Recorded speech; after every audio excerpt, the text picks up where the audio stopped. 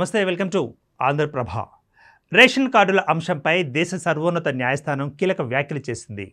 Ration card popularity కార్డుగా మారిందని supreme ధర్మాసనం వ్యాఖ్యానించింది. అర్హులకు రేషన్ కార్డులు అందడం లేదని సుప్రీంకోర్టు అసంతృప్తి వ్యక్తం చేసింది. తలసరి ఆదాయం పెరుగుతుందని చెప్పే రాష్ట్రాలు కూడా బీపీఎల్ కుటుంబాలు ఎక్కువగా ఉన్నాయని చెబుతాయని ధర్మాసనం పేర్కొంది. పేదలకు న్యాయం చేస్తున్నామని చెప్పుకునేందుకే రాష్ట్రాలు రేషన్ కార్డుల లెక్కలు చెబుతున్నాయని, వాస్తవానికి మాత్రం పేదలకు రేషన్ ఫలాలు అందడం లేదని సుప్రీం ధర్మాసనం వ్యాఖ్యానించింది. అనర్హులే ఎక్కువగా బీపీఎల్ ప్రయోజనాలను పొందుతున్నారని, కేంద్ర రాష్ట్ర ప్రభుత్వాలు పేదల రేషన్పై ప్రత్యేక శ్రద్ధ చూపాల్సిన అవసరం ఉందని న్యాయస్థానం అభిప్రాయం వ్యక్తం చేసింది. కోవిడ్-19 మహమ్మారి సమయంలో వలస కార్మికులు ఎదుర్కొంటున్న ఇబ్బందుల నేపథ్యంలో నమోదైన సుమోటో కేసును బుధవారం సుప్రీంకోర్టు న్యాయమూర్తులు justice Suryakant, justice N Koteshwar సింగ్లతో కూడిన ధర్మాసనం విచారణ చేపట్టింది.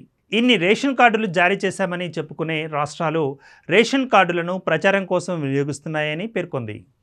రేషన్ వ్యవస్థతో అవసరమైన వారికి సబ్సిడీతో కూడిన నిత్యావసర వస్తువులను సరఫరా చేస్తున్నట్లుగా అనేక రాష్ట్రాలు గొప్పలు చెప్పుకుంటున్నప్పటికీ అటువంటి రేషన్ తరచుగా ఉద్దేశించిన లబ్ధిదారులకు, దారిద్ర్యపు రేఖకు దిగువన ఉండే కుటుంబాలకు చేరడం లేదని సుప్రీంకోర్టు పేర్కొంది.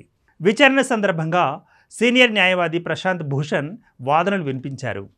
అనేక మంది వలస కార్మికులు తమకు అర్హులైన రేషన్ ప్రయోజనాలను పొందలేకపోయారని అన్నారు.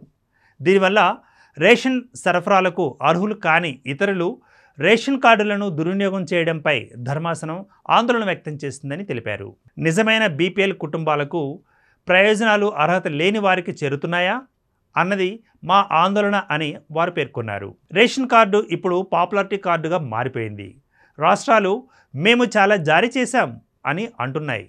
కొన్ని రాష్ట్రాలు మాత్రం వారు తమ అభివృద్ధిని చూపించాలనుకున్నప్పుడు తలసరి ఆదాయం పెరుగుతోంది అని చెబుతున్నారు. అయితే బీపీఎల్ కుటుంబాల సమస్యను ఎలా పరిష్కరించవచ్చు అనే వివాదం మాత్రం అంతర్లీనంగా ఉంటుంది.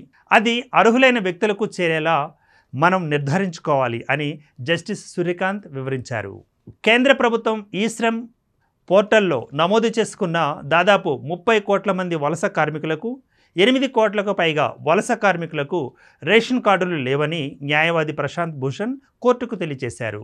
చాలామంది పేదలు రేషన్ ప్రయోజనాల కోసం దరఖాస్తు చేసుకోవడం లేదని సూచించారని, ఎందుకంటే వారు దానిని ఎలాగైనా పొందుతారని ఆశించరని ఆయన అన్నారు. పేదలు మనకు రేషన్ అందడం లేదు కాబట్టి దానికోసం ఎందుకు దరఖాస్తు చేసుకోవాలి అని అనుకుంటున్నారని ఆయన వ్యాఖ్యానించారు. 80% జనాభా చాలా పేదవారుగా ఉంటారు.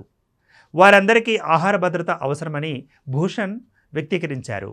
ఇది నిజమైన సమస్య అని, పేదలు అర్హులైన రేషన్ పొందేలా చర్యలు తీసుకోవాలని ధర్మాసనం పేర్కొంది.